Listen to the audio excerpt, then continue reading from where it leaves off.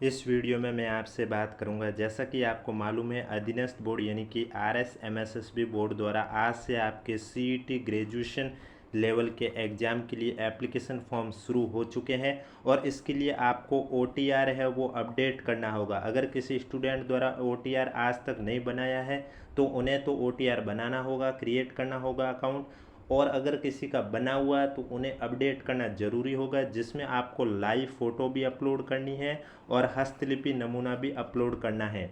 तो हस्तलिपि नमूने में क्या लिखना है और लाइव फ़ोटो कैसे अपलोड करनी है उसके बारे में इस वीडियो में चर्चा करूंगा। यानी कि आपको OTR कैसे अपडेट करना है उसके बारे में चर्चा करूंगा। इसलिए वीडियो पसंद आए तो वीडियो को लाइक करें, चैनल जरूर सब्सक्राइब करें, क्योंकि आपको इस यूट्यूब चैनल पर इसी तरह राजस्थान एग्जाम से जुड़ी पल पल की अपडेट प्रूफ के साथ दी जाती हैं। और इसके अलावा अगर अभी तक आपने हमारा टेलीग्राम ग्रुप ज्वाइन नहीं किया है तो लिंक नीचे डिस्क्रिप्शन में दिया हुआ, आप जाके ज्वाइन कर सकते हो। तो चलिए वीडियो स्टार्ट करते हैं। वीडियो स्टार्ट करने से पहले वीडियो को लाइक नहीं किया तो एक बार वीडियो को लाइक कर लीजिए और चैनल जरूर सब्सक्राइब कर लें।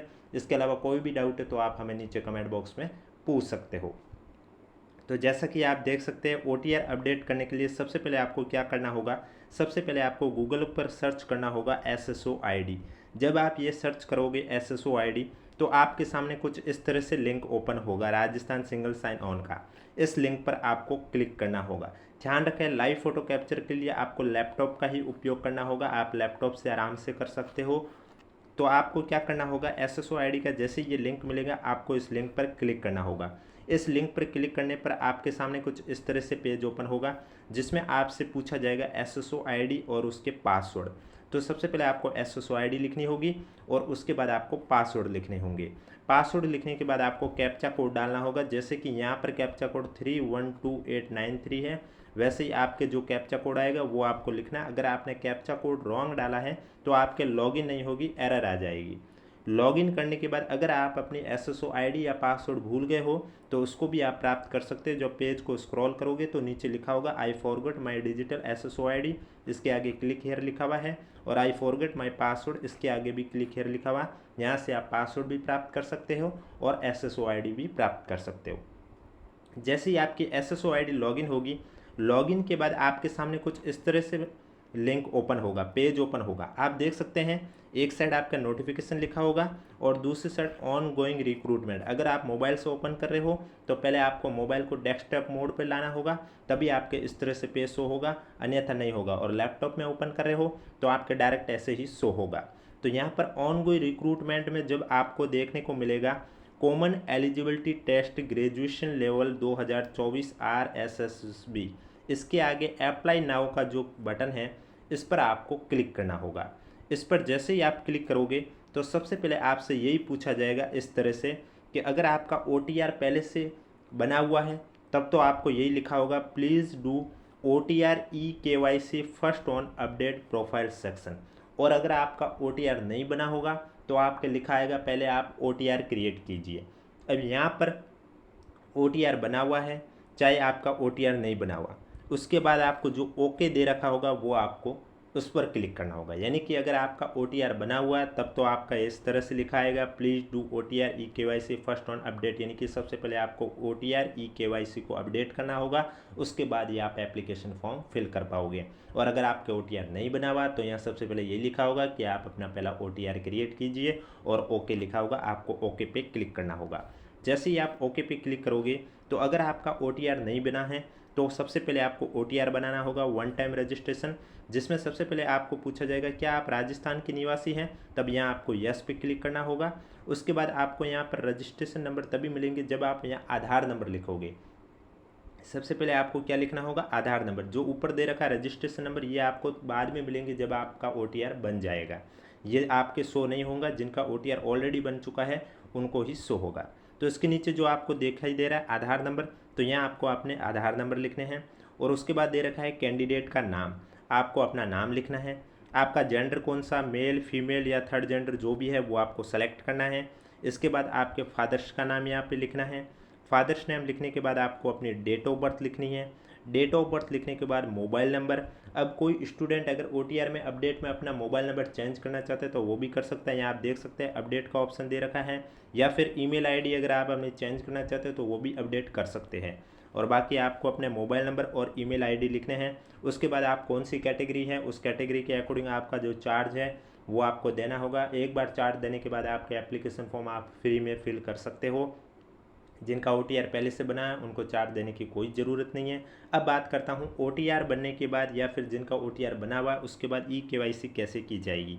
तो उसके लिए आप देख सकते हैं जो नीचे पेज लिखा हुआ है OTR eKYC, इस पर क्लिक करना होगा। इस एरो पर जब वो क्लिक करेंगे तो उनका इस तरह से पेज ओपन होगा, जैसे कि आप यहाँ पर देख सकते हैं OTR eKYC। यहाँ सबसे पहला ऑप्शन दे रखा है लाइव फ़ोटो टैग फ़ोटो का, और दूसरी साइड दे रखा है हैंड रिटन सैम्पल फाइल भी दे रखी है। ये फाइल कौन सी है उसके बारे में भी आगे चर्चा करूंगा। उससे पहले अगर वीडियो को लाइक नहीं किया तो एक बार वीडियो को लाइक कर लीजिए और चैनल ज़रूर सब्सक्राइब कर लीजिए। और ध्यान रखें आपको हैंड राइटिंग के लिए जो सैंपल हस्तलिपि नमूना लिखना है उसकी जब आपको PDF बनानी होगी और वो PDF आपके 100 से लेकर 200 KB के बीच में होनी चाहिए, यानी कि 100 KB से ज़्यादा की होनी चाहिए और 200 KB से कम की होनी चाहिए। अगर 200 KB से ज़्यादा हो गई या फिर 100 KB से कम की हो गई तो आपकी ये PDF है ये अपलोड भी नहीं होगी। ये ध्यान रखें आपकी PDF 100 KB से लेकर 200 KB के बीच में होनी चाहिए। तो सबसे पहले क्या आपको लाइव फ़ोटो कैप्चर करना होगा। अब लाइव फ़ोटो कैप्चर करते समय ध्यान रखना जब आप फ़ोटो कैप्चर करोगे तो आपकी जो आंखें हैं और चेहरा है वो पूरा आपके कैमरे के सामने होना चाहिए। ऐसा नहीं कि आधा पार्ट दिखाई दे रहा है चेहरे पे, और आंखों पर आपका चश्मा नहीं होना चाहिए। अगर आप जो पढ़ाई वाले दूर के नज़दीक के जो चश्मे पहनते हो तो ध्यान रखें फ़ोटो कैप्चर होने के बाद उस पर फ्लैश नहीं होना चाहिए। बैकग्राउंड आपका वाइट होना चाहिए। कोई भी कैप या रुमाल से मुंह ढका नहीं होना चाहिए। कैप सर से ढका नहीं होना चाहिए। ये आपको खास बात कर ध्यान रखनी है, यानी कि आपके दोनों कान स्पष्ट रूप से दिखाई देने चाहिए, नाक मुंह आंखें सभी स्पष्ट रूप से दिखाई देनी चाहिए, और बैकग्राउंड आपको वाइट ही रखना है। जब आप लाइव फ़ोटो के नीचे आप देख सकते हैं टैग फ़ोटो पर जब आप क्लिक करोगे तो हो सकता है किसी के मोबाइल में या फिर जिसमें भी वो सॉफ्टवेयर देख रहे हैं तो उसमें आपको इस तरह से परमिशन पूछी जा सकती है, किसी को नहीं भी पूछी जा सकती है। तब आपको अलाउ दिस टाइम, यानी कि अब आप जहाँ पर भी ये लिंक ओपन किया जिस भी वेबसाइट से, तो वेबसाइट पर ये बताना चाहते हैं कि आप ये कैमरा जो ओपन करें अभी के लिए करें या हमेशा के लिए करें या कभी नहीं। तब आप अभी के लिए करें इसलिए अलाउ दिस टाइम कर दोगे। उसके बाद आपके सामने जो ओपन हो जाएगा कैमरा और उसके बाद आपको फ़ोटो क्लिक कर देनी। आपके पास मौका भी होगा सबमिट करने से पहले फ़ोटो आप चेक कर सकते हो। अगर अच्छी नहीं आ रही तो आप वापस से भी ले सकते हो। ऐसा कोई ज़रूरी नहीं कि एक बार ही फ़ोटो ले सकते हो। फ़ोटो जब तक सबमिट नहीं करोगे तब तक आप कितनी भी बार चेक कर सकते हो। जब आप संतुष्ट हो जाओ कि अब फ़ोटो सही है तभी आप सबमिट करना, जिससे कि आपके प्रॉब्लम ना आए। दूसरा हैंड रिटन। अब हैंड रिटन में आपको क्या लिखना है उसके लिए आप ये सैम्पल फाइल है इस पर आपको क्लिक करना होगा। जब इस पर क्लिक करोगे तो आपके सामने एक PDF ओपन होगी, जैसा कि मैं आपको स्क्रीन पर दिखाई दे रहा है ऐसी PDF। आपको क्या करना है इस PDF का क्या निकालना है, प्रिंट निकालना है। जैसे ही आप प्रिंट निकालोगे उसके बाद आपको क्या करना है ध्यान रखें, यहाँ स्पष्ट रूप से लिखा हुआ है कि राजस्थान राज्य सरकार द्वारा आयोजित की जाने वाली भर्ती परीक्षाओं में हस्तलिपि नमूना प्रस्तुत करने के लिए निर्धारित प्रारूप हैं। अभ्यर्थी इस प्रारूप का प्रिंट लेकर नमूना वाक्य को स्वयं की हस्तलिपि में लिखकर हस्ताक्षर करें तथा OTR में निर्धारित स्थान पर अपलोड करें बिना नोटेरी स्व प्रमाणित, यानी कि आपको नोटेरी की आवश्यकता नहीं है। आपको इसका प्रिंट निकालना है और उसके बाद आपको हिंदी प्रारूप में, जैसे कि यहाँ लिखा हुआ है अभ्यर्थी यहाँ से हिंदी में लिखे। आपको यहाँ पर जो लाइन दिखाई दे रही है यहाँ पर आपको लिखना है। क्या लिखना है जो कि ऊपर दे रखा है वही, जैसे कि हिंदी प्रारूप में लिखा हुआ मैं, उसके बाद आपको अपना नाम लिखना है। यानी कि सबसे पहले आप यहाँ पर लिखोगे मैं और उसके बाद आपको अपना नाम लिखना होगा। आपके नाम के बाद आपको अपने पिता का नाम लिखना होगा। उसके बाद आपको अपनी डेट ऑफ बर्थ लिखनी होगी। इसके बाद आपको आगे लिखा हुआ है कि भर्ती परीक्षा हेतु आवेदन कर रहा हूँ। अब अगर आप बॉय हो तो आप लिखोगे कर रहा हूँ, अगर आप गर्ल्स हो तो आप लिखोगे कर रही हूँ। मैं शपथपूर्वक बयान करता हूँ या करती हूँ जो भी मेरे द्वारा उन्हीं परीक्षा हेतु आवेदन किया जाएगा जिनसे संबंधित समस्त योग्यताएं मेरे द्वारा अर्जित कर ली गई हैं। आवेदन में तथ्य कूटरचित दस्तावेज पाए जाने पर मेरा चयन निरस्त किया जा सकता है और आगामी भर्ती परीक्षाओं में भी विवर्जित किए जाने की विधिक कार्यवाही अमल में लाई जा सकती है। इसके बाद हस्ताक्षर आवेदक को अपने हस्ताक्षर करने हैं और इसी तरह एक इंग्लिश परफॉर्मा भी दे रखा है, इसमें भी आपको लिखना है।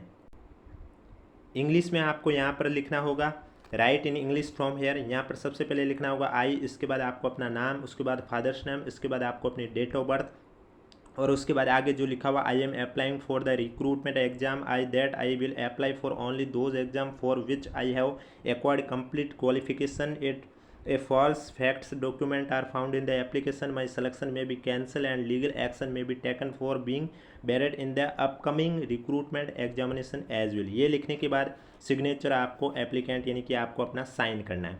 ये सब करने के बाद आपको क्या करना होगा, यहाँ पर आपको अपनी SSO ID भी लिखनी होगी। जो अभी आपको SSO ID जो ID से आपने लॉगिन किया वो SSO ID आपको यहाँ लिखनी होगी। और OTR नंबर जो आपके वो आपको लिखने होंगे। और परमानेंट एड्रेस आपका कौन सा है वो आपको लिखना है। इसके बाद इसको PDF को आपको 100 से लेकर 200 KB के बीच में साइज रखनी है और यहाँ पर अपलोड कर देनी है। कहाँ पर अपलोड कर देनी है, तब आप उसके बाद जैसे ही आपकी PDF बन जाती है, इसके बाद आप यहाँ चूज़ फाइल पर क्लिक करोगे और जहाँ भी फोल्डर में आपकी PDF है वहाँ से सेलेक्ट करके अपलोड कर देनी है। और उसके बाद आपको सबमिट eKYC कर देना है।